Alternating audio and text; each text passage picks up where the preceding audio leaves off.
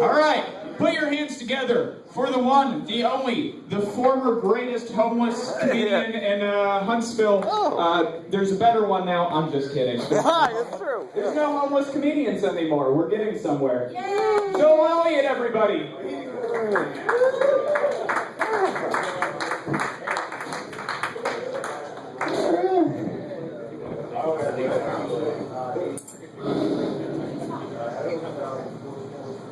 So this might be like an uncharacteristic set. I don't know. People that have heard me do comedy in town, they tend to like value my positivity and my enthusiasm for life despite circumstances. Like Matthew said, homelessness. I was all enthusiastic and like, hey, this is gonna be fine when I was doing comedy when I was homeless. And but man, I had a rough holiday, and so so this set might be a little bit of a downer. The last couple of days have been rough. Okay, so my roommate forgot to pay the Wi-Fi, all right? The Wi-Fi has been out for several days, and right after the Wi-Fi went out, my girlfriend dumped me. So there's no Wi-Fi, and I just got dumped. I can't even properly masturbate. Don't laugh, it's a nightmare. No, I mean, like, yeah, some of you are young. Some of you can just go ahead and, like, think about Megan Fox and Transformers and just conjure up an erection. I'm 36 years old. I need Wi-Fi. I'm sorry. I'm a creative guy. I'm not that creative, If I start imagining a naked woman, my penis is like, bullshit. You come back when there is something real. I'm just saying, like, Pornhub is the only way I can trick my penis into showing up to work. All right, and so it's been just a nightmare for a few days now, and like I'm learning now at this point in my life, like I am, I think, undumpable, and by that I don't mean you can't dump me. You can. I know. You believe me. You can dump me, but no, I'm saying like at this point in my life, I've been dumped so epically, so many times that like you can't sneak up on me. I see it coming. Like I know what's what. So this is how, let's go over the epic dumping. Let's go over why I see it coming first. When I was young, and I was living in Baltimore, I moved in with a girl, and she was like, hey, I'm gonna move to Florida soon, and I love you so much, you should come with me. And somebody should know my track record with moving to other states. It's, I didn't realize how bad of an idea it would have been, but I was like, sure, this sounds great. And so she was like, well, first I gotta move to another apartment in Baltimore, can you help me? And I was like, sure. She was hungover the day that we moved, so I moved every piece of her, possessions into a U-Haul truck. Practically had to carry her into the truck too, she was that hungover. But moved all her stuff to a new apartment. Days after we moved into the apartment, she was like, yeah, this isn't fun anymore. And I'm like, okay, well, was it fun when I was moving all your stuff? Because you loved me then. But, okay, so she, so I moved this girl's all her stuff, and then she dumps me, and then, so I had to move out of there. I moved to Pennsylvania after that. I met a girl, and she was like, I'm in love with you, and I want to be with you forever. Move in with me. So I was like, okay, I'll move in with you, and I did, and she had a kid, and I helped her raise the kid from like age 2 to age 5, and then one day after work, she comes in and she says to me, my boss proposed marriage to me today. And I was like, really?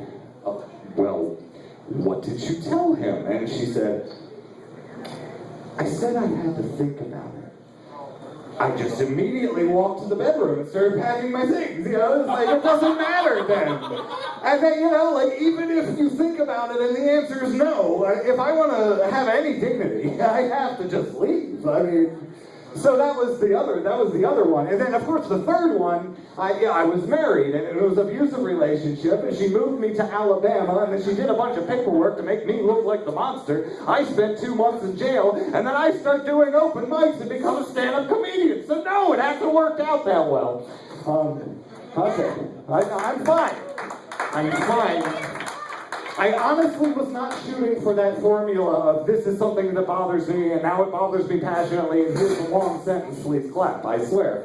But no, that's just, this is just what's led up to now, okay? So now I'm here now, and I started dating again because I'm divorced, and, I had figure out life. And I was dating a girl for a little while, and then just the other day, I got that Facebook message that was like, actually, yeah, can we get together after work today? I want to talk. And I was like, aha, yeah, you want to talk, do you?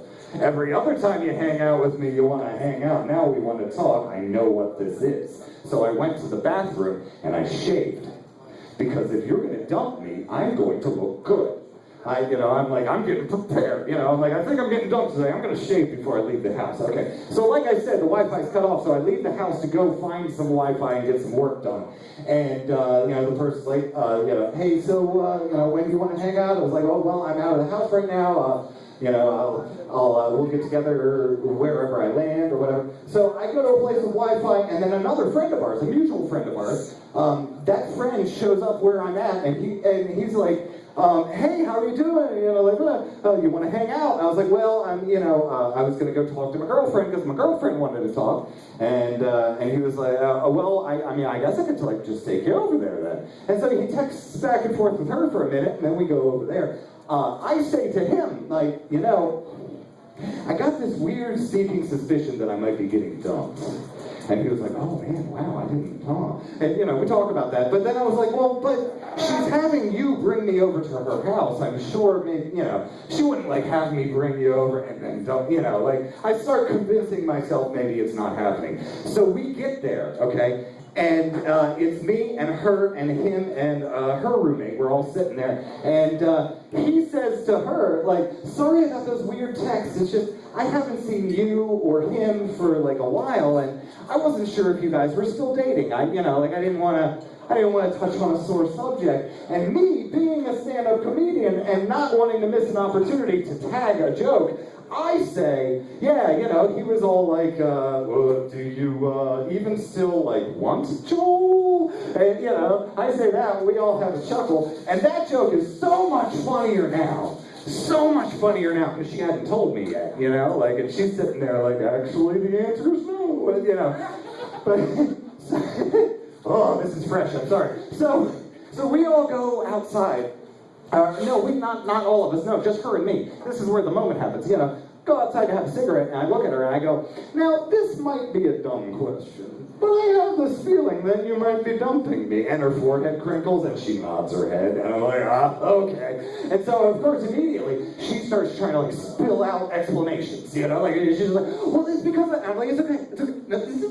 No, it's all right. It's all right. We've got friends here, we can talk about it later. We'll have a debriefing or something, it'll be fine, And so then my friend that took me over there, he comes out, and he sits down, and after about 2 seconds, in my head, I'm like, okay, he's gonna know what's happening, I have to just say it. I was like, hey, by the way, remember what we were talking about earlier? I was right. We are breaking up. And he was like, should I leave? I was like, it's fine. I was there for yours, you could be there for mine. And, mine was a little more civil, because I like to be considerate to others. But, no, so we haven't had the debriefing yet. I have to schedule the debriefing now. That post-relationship debriefing. And it's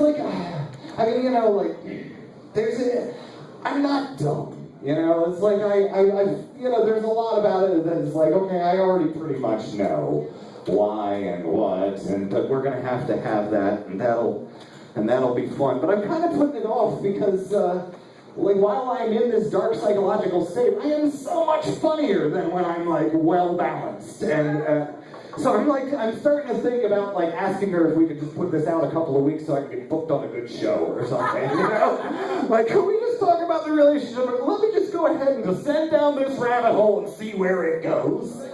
And at the end of it, I'll go ahead and give you that closure that you need, Oh, I'm sorry. I'm so bitter. Such a bitter person am I. It's, now you know, it was all an act, all that positivity, I'm sleeping on the street, but I'll be fine. I was lying the whole time. I was scared. I was terrified. Guys, thank you for getting me back on my feet. You're good guys. Oh, my goodness. Okay, yeah, on that subject, there is a charity show coming up that I am expected to put my full weight behind, because because I am a former homeless celebrity in town or whatever, you know what I mean? Yeah. Like, whenever we have, like, charity shows that are specifically homeless related, you know, we start reaching out to the media and stuff. We're like, hey, we got this homeless guy that's funny, you know. That's how entertainment works. You know, like, God, media loves charity. You know, make your show charity, and you know, people will come. That's how we survive as comedians, doing charity shows occasionally. But no, this is about survival for like people in the community. There's it's not a shelter, it's a soup kitchen and thrift store called the Rose of Sharon. They're one of the best, you know, one of the better, you know, services in the community for homeless people because they're private. You know, they don't have like any kind of funding that gets in the way of what they do. It's all just private donations. But they are at the brink of closing. Like, they need donations. The Rose of Sharon needs donations badly. We're having a show at Straight to Ale December 19th. And we're going to raise money for the Rose of Sharon. Like, we were actually going to raise money for another charity. Rose of Sharon needs the money so badly that we switched it up. So please come out to Straight to Ale December 19th for that charity show. There's no cover at the door. Just buy some baked goods, give a little donation. Let's keep the Rose of Sharon open because they helped me and they're helping other people. Thank you, Myers. Thank you. You have been great. I, on the other hand, have been Joel Elliott.